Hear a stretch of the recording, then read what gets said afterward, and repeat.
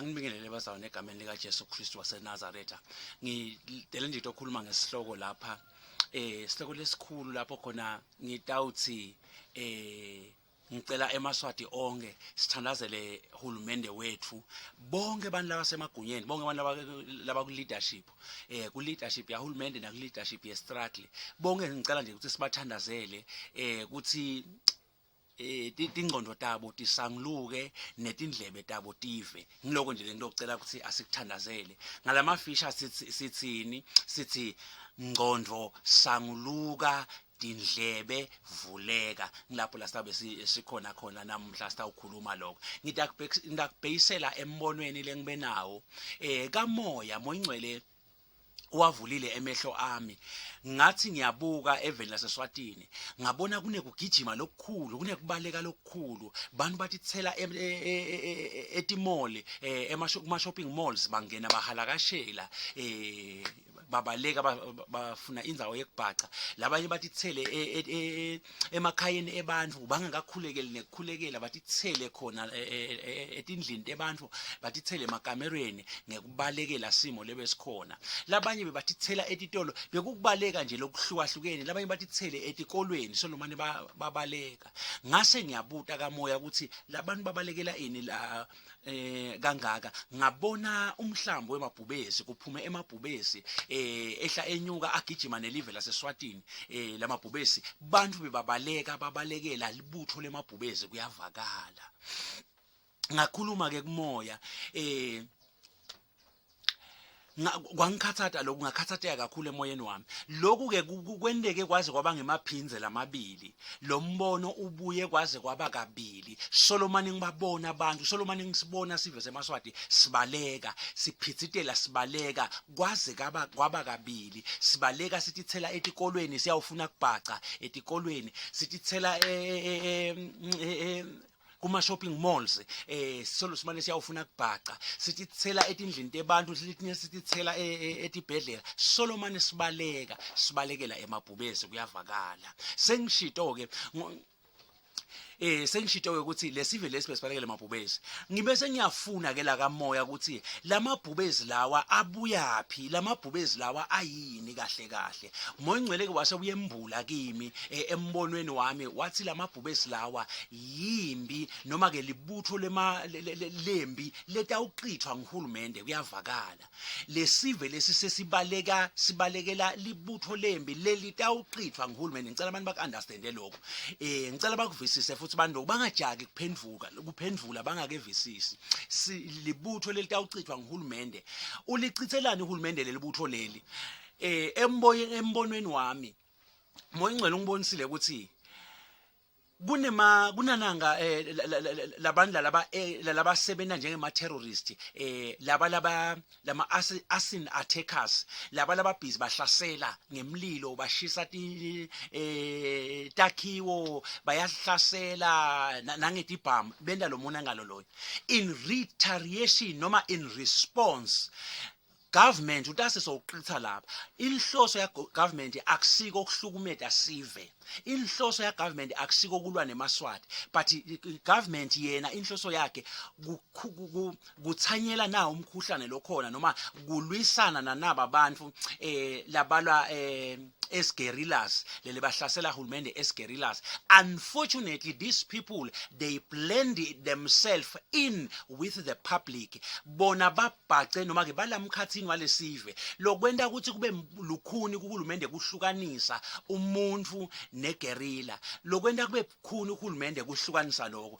ngiko ke lokugcina sekufika la esigabeni sekuthi bese kungathi sekuhlaseleka wonke umuntu ngoba labantu laba bahlasela under the cover of humanity babhaqela esiveni semaswati mabahlasela so ke njengoba bayibathi ngesiswati inyoni ishana eligalalayo esikhathini lesiningi uye ushaya isihlahla ungakahlosi ukushaya lesihlahla wena ufuna kushaya lenyoni nako ke la ngembulele kona moyingcwele ukuthi ngilolo kutawendeka but ke ngase ngiyabuta la emoyeni ukuthi manje lesimo lesi singalungiswa kanjani moyingcwele embulile kimi ukuthi hulumende akafanele aqinise sandla kakhulu kulaba noma ke abheki ngithini noma ke hulumende abeke ifocus yakhe kakhulu ekulweni nalabantu laba lesitawababita ngekuthi bamvukele. Uthi ke umoya ingcwele kimi akakafanele uhulumende kubeka le focus yakhe yonke kulabo bantu,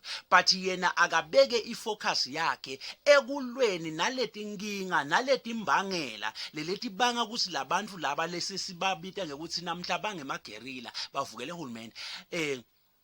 Uthi ke moya ingcwele hulumende akafocuse kulwa naleto timbangela leto, angancoba letimbangela leto nalaba bantu laba utawube sabancobile, kepha the more alwisa labantu laba the more sive sitamvukela hulumende, the more azama kulwa nabo physically and forcefully, is the more bantu labanyenti batamvukela hulumende kuyavakala.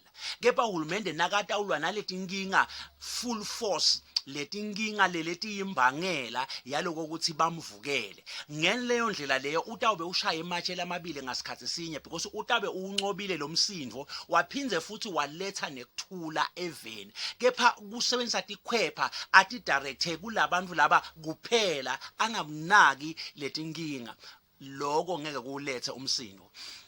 Ngike ngaveta emalangeni laphelile nangikhuluma ukuthi part of letinkinga yini tinyendi letinkinga tinyendi kakhulu, le overhauling inyendi la ifanele yendiwe khona.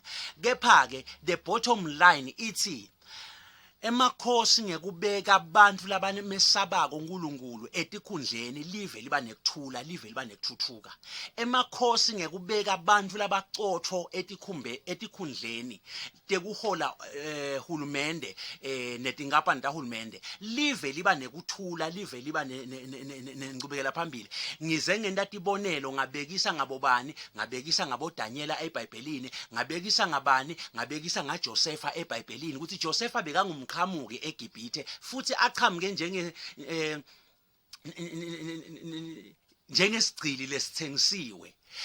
Waphindze futhi ngetulu kwekuthi usigcili wase uyaboshwa, uba siboshwa, uba libhandindi, yize alibhandinde, but ngenhlakanipho yenkosi Faro yambona ukuthi lo muntu lona is unique, unemakhono emagibhithe langenawo, wamsusa from being libhandindi wayomenda bani ndvunankulu. Kuyavakala inkosi Nebukadnezari ithi tena ithumba baka-Israyeli yathi cha ngingeke nje ngabatreata njengetilima, yebo bona laba bantu laba bayini ke batithunjwa, kepha angiselecte labo labanemakhono la unique ngibabeke etikhundleni. Ngekwenta njalo live lasimama, ngoba bese kubekwe bobani bo Daniela nabo Abednego kuphi ke etikhundleni eveni. Kuyavakala live lasimama la yaphambili, kuyavakala.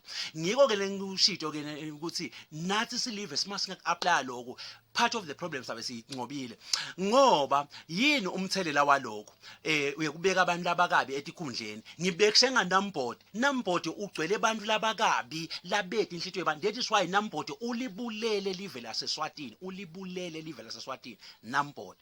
iMinister yaka Agriculture ilibulele live laseSwatini, nangakhuluma ngayo ngaphela sikhathi ilibulele live laseSwatini. iMinister yaka Agriculture idlalile ngemaswati kakhulu, yawacedza emandla ekuchubeka balime. Ngani? Ngoba idlale ngemaswati, alime emaswati, alimele lide, egcineni konke angazuzi. Kuyavakala iMinistry yaka Labor idlalile ngemaswati. Kunyenti nje lesingakubala, but lokhu angikuveti ngenhloso ukuthi sichubela inyeva kuhulumende. Ngikuveta lokhu ngoba asidefendi bubi kuhulumende, but sidefenda lo hulumende ukuthi akangawi lo hulumende, live lethu alingawi. Kopha ke lo bubi bona singeke sabudefenda, lo bubi ufuna sibuqenze busuke. Ngiyethemba emaswati atangivisisa kahle. Sengikushito lokho bese sengithi ke uma ke nginimema maswati ngithi nginimemela lekuthini ake sithandazele ukuthi laba labaphethe live nalaba labaphethe lama group emzabalazo bonke ake sekube nekusanguluka etingcondvweni, kube ne-transformation, because bantu abakwati kuphendvuka kusho lokuntshintsha lendlela lewoqabanga ngayo. Bantu abanyeni bayibacanga ukuthi kuphendvuka kusho kulahla sono, akusho kulahla sono, lisho kushintsha kwengcondvo ukuqabanga.